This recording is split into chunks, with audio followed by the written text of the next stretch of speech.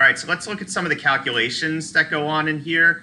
This is all the stuff that's in chapter 3 that you want to be able to start working through. So I wanted to give you a little preview of and review of all of those different topics that are going on here, because again, some of you are comfortable with this and have done a lot of work on this already, and some of you are just getting to that point now where you're not really sure what you're supposed to do, and I gotta do a little reminding and maybe even a little bit of reteaching for whatever purpose.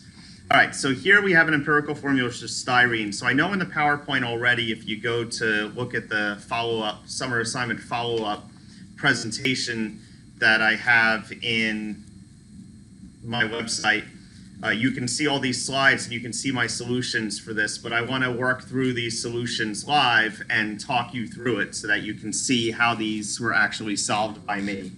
So we're told that our empirical formula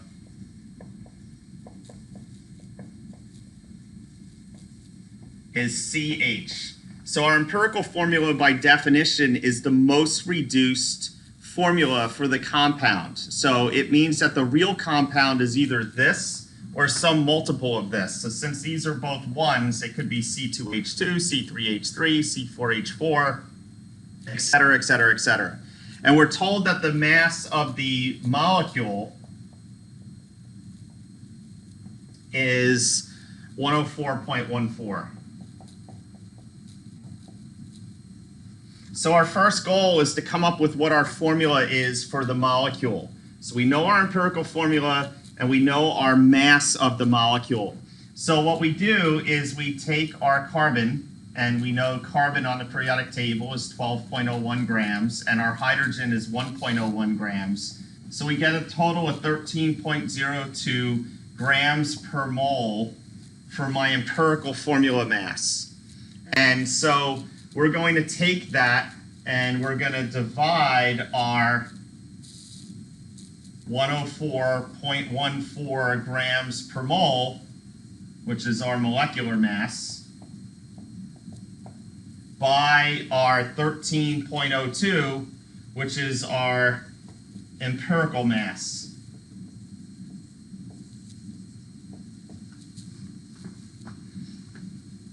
And so when we do that now, we're going to get that our ratio is 8, which means that when we bring this back up here, it means our molecular formula is C8H8. So there is our formula for styrene, and that's how we can take our empirical formula and that mass along with the molar mass of the molecule and figure out how many times bigger our molecule is than our empirical formula. So now that I have that, I can do the mole conversion. So I have 2.00 grams of the styrene, and I'm going to use the molar mass that was given to me.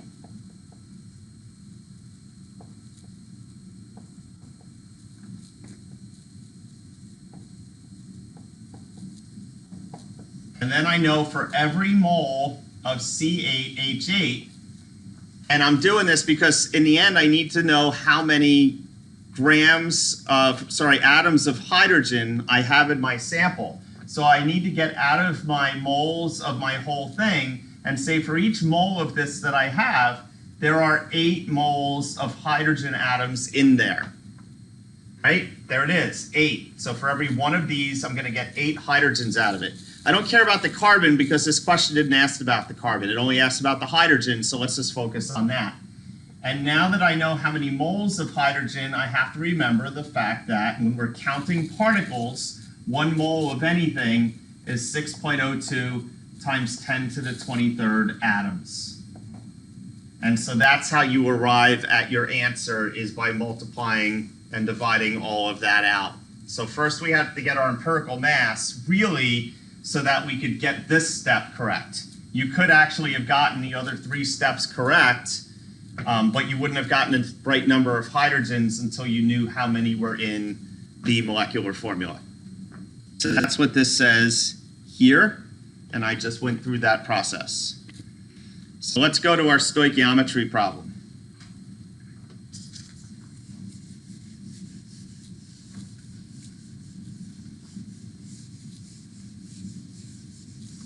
So for a stoichiometry problem, It's telling us that a reaction happens between aluminum and oxygen to make aluminum oxide. So in order to do stoichiometry, the first thing you need is your balanced equation.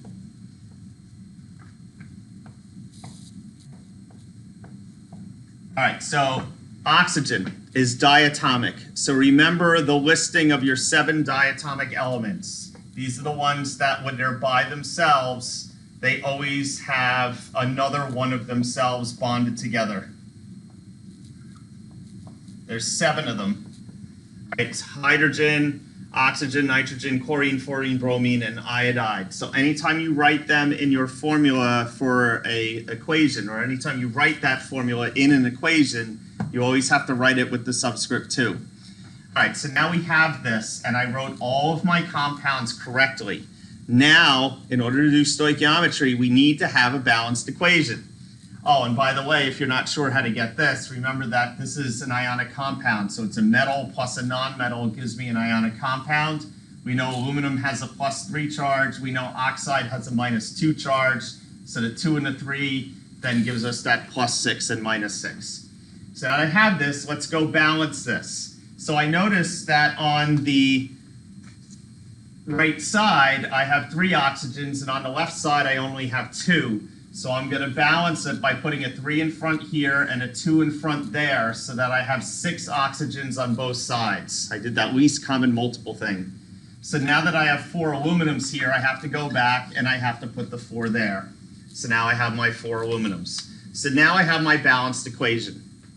So the first part of this is to find the limiting reactant, then find the excess reactant, and then find how many grams of the product you will form.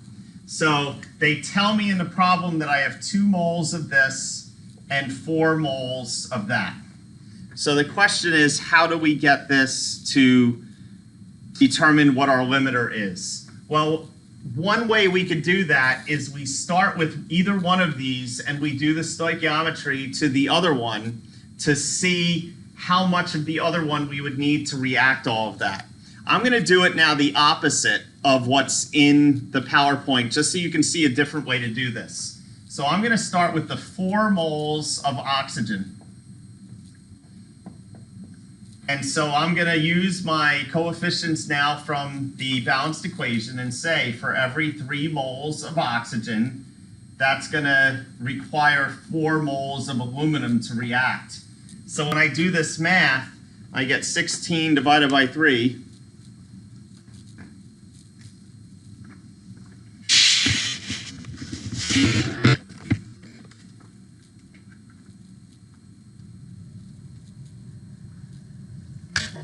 And this says I need 5.33 moles of aluminum.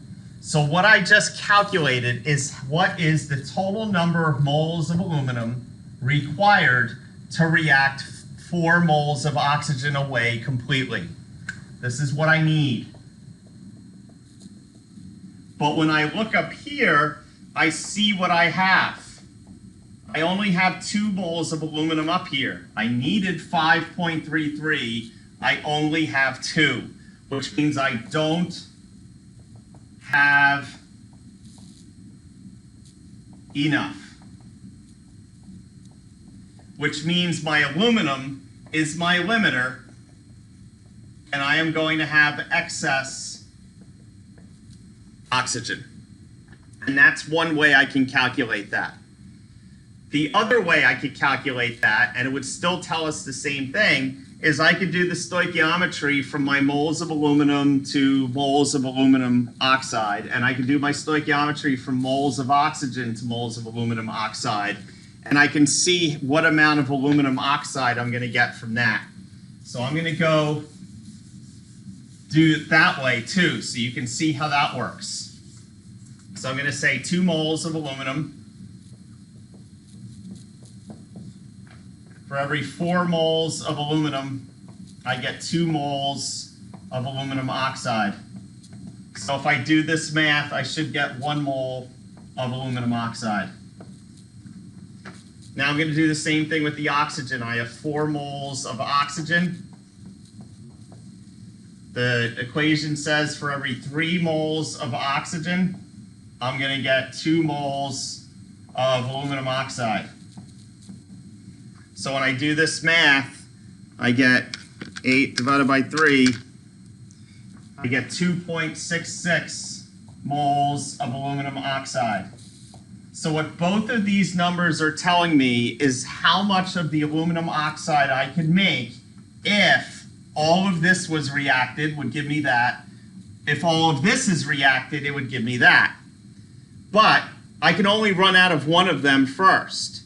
And so when I run out of the first one, the reaction's going to stop. When I run out of the aluminum, which we already know is the limiter from earlier, but when I run out of the aluminum, my reaction's over. So however much aluminum oxide I made at that point when I run out of aluminum, that's the end. So once I make this 1 mole of aluminum oxide, I can't make any more. So this number I'm never going to reach. It's a fake number. Okay, it's virtual. So this, being the lower amount of product, is another indicator that that is my limiting reactant and this is my excess. So I'm going to have oxygen left over when I'm done. And if I have 1 mole of aluminum oxide, then when I go and figure out the molar mass of that, I think that was the 101.96 grams per mole. That's how I get my answer. 1 times that gives me my answer. All right. So the last thing we have to find then is how much oxygen is in excess. So now that I know that the aluminum is my limiter, then I can go figure out how many moles of oxygen I would need to react to use up all the aluminum. And since it's a 4-to-3 ratio, that means if I have 2 moles of aluminum, half of 3, right, that's half of 4. Half of 3 is 1.5 moles of oxygen. So that's all I'm going to need to use if the oxygen is 1.5 moles. And so then I can know that I have 2.5 moles left over. So that's how I can calculate through all of that. Now, the second part of this doesn't change anything except you need to start in grams and use the molar mass of aluminum to get to moles of aluminum so that we can do the rest of this. But it's the same process after that. So I'm not going to go through it again. I'm going to let you figure out that one and practice it on your own. All right, so the last type of problem we have here is a percent yield. So know that when College Board gives these types of questions that require stoichiometry, they're never going to give you a straightforward one. There's always going to be a percent yield, a limiting reactant, some twist that you have to do with it, because stoichiometry is considered to be too basic for them to ask. All right, so in this case, we have an equation, P4 plus F2 yields PF3. And so I have to go and balance this out to make it work. And so since I have 4 phosphorus atoms there, I'm going to put a 4 in front of here. That gives me 12 fluorines, which means I need to put a 6 in front of there. So now I have my balanced equation. College Board usually will not give you an equation unbalanced. If they give you an equation, it's usually balanced unless that's the problem, and they tell you right in it, balance it. So I want to know how many grams of fluorine are needed to produce 120 grams of PF3 if the reaction has a 78.1% yield. So what that means is when I do this experiment, I'm only going to get 78.1% of my product. The rest of it's going to be lost somehow due to errors, or I just can't isolate it, or whatever it is, which means that 120 grams isn't really how much I'm going to produce. It's how much I'm actually going to be able to collect from what I produced. So when you look at the percent yield equation, we can look at it 2 ways. You can look at it as amount isolated, meaning the amount that you were able to separate from the rest of it, divided by the total amount formed. So the rest of it is error. Or the other way we look at it is we call it our experimental yield, meaning this is what I got. Right, this is what I collected in the lab, divided by my theoretical yield, which is what I should have gotten. So how do I know what I should have gotten? I know that because that's what the math tells me. That's what the stoichiometry tells me I was supposed to get, times 100. And that would give me my percent yield. So in this case, what I found out is that my experimental yield, what I collected, is the 120 grams. So I know the top. I don't know the theoretical yield, right? Times 100. But I do know that all of this comes out to be 78.1%. Now I wrote this differently in the calculation, but this is really what I'm trying to do here, is solve for this x in the bottom of a fraction, which is something that people tend to be kind of bad at and maybe a little sloppy with it. So I'm going to divide by 100 to make it 0.781, and then I'm going to multiply it by x. So what I end up with here is 120 grams equals 0.781x.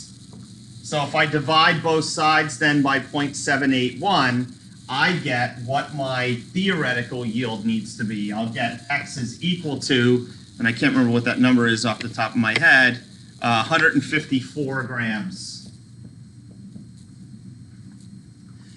of PF3. So what this means, what I just calculated, is how much of the PF3 I really have to produce in order to get the 120 grams I expect.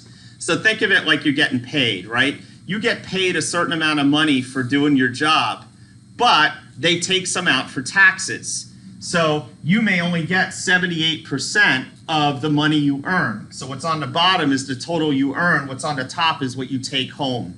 So what this problem did basically is it told us what we're going to take home, but we had to go back and using that percent figure out the total amount we really earned. So if you got paid $154 for the time you put in, after taxes and everything, you might only get to take home $120 in your pocket. So that's what we just calculated out. All right, now that we know the 154 grams of PF3 is what you need, you can do the stoichiometry back and figure out how many grams of fluorine you actually have to use. So you can go look at the solution after that and figure out how to get that. So I wanted to give you a little idea of the different ways of looking at the calculations and a better explanation than you're going to get just looking at the slide. So hopefully this helps, and if it creates more questions, then let me know.